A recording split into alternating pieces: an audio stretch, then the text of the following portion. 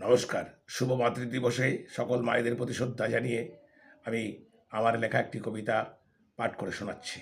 কবিতা মা, কলমে ও কণ্ঠে আমি সুকুমার গড়াই।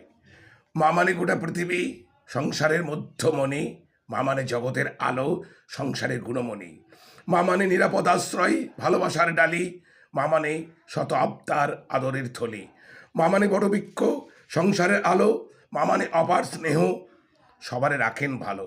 মা মানে কত চাওয়া পাওয়া, শান্তির আঁচল। মা মানে পথপ্রদর্শক, ব্যথে রেখে সব অচল।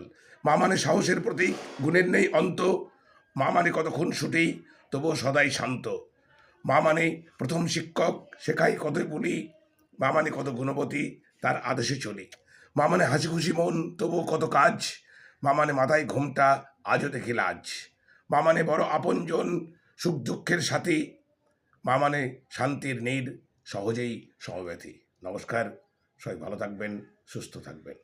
সকল মাকে আমার অনেক অনেক শ্রদ্ধা, নমস্কার। পৃথিবীর সকল মা ভালো থাকুন, সুস্থ থাকুন।